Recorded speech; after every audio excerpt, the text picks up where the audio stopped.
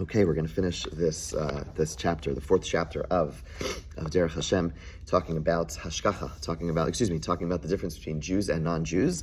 And the last piece that he mentioned a couple of different ideas. He spoke about the history of why there is even a concept of Jews and non-Jews. This notion of chosenness that is different than I think most people assume. It's certainly different than Rabbi Yehuda Halevi, who says that we were actually the, so to speak, chosen people. Rabbi Yehuda the Ramchal's approach is that we were the people that chose and chose again. And whereas the other nations were offered the opportunity to opt in, the Jewish people, the only people who did so, both at the time of Avram, Yitzchak, and Yaakov, as well as again at Har Sinai.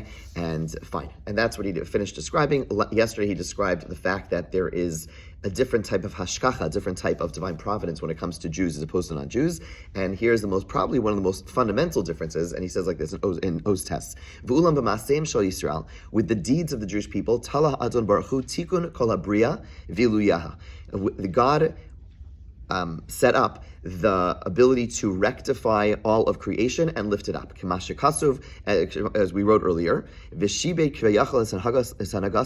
and God gave over his way of running the entire world dependent on our deeds.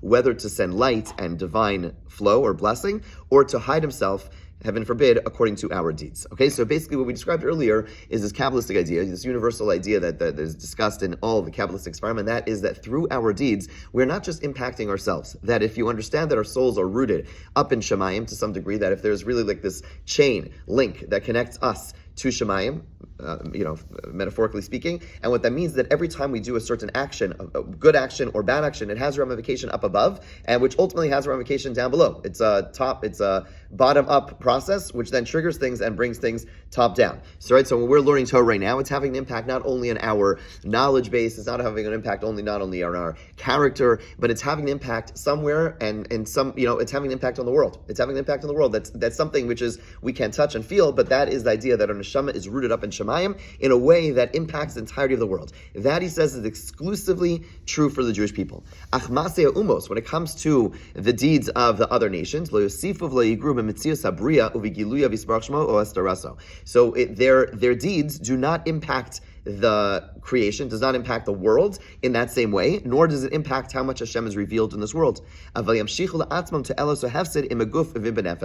only impact is what we'll call the most tangible impact. When a person from the other nations does something, it impacts them both physically or spiritually. It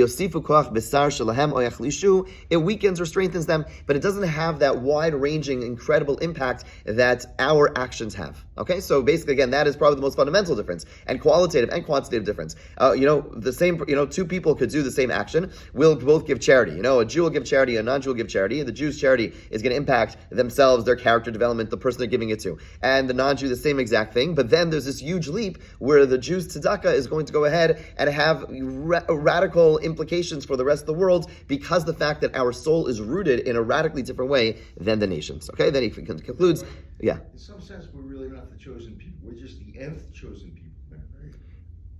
What do you mean by that? Well, Hashem asked all these other people. Yeah. So we're the nth chosen people. Yeah, so I would say the way he frames it, the way I would like the term that I've been using is that we're not the chosen people, we're the people that chose. In other words, Hashem gave the opportunities and Avram opted in. So we're the descendants of the people that chose as opposed to the chosen people. Do you know who the other nations were? He says every other person in the world. Because according to the Derech Hashem, every other person? According to the Derech Hashem, we were the last.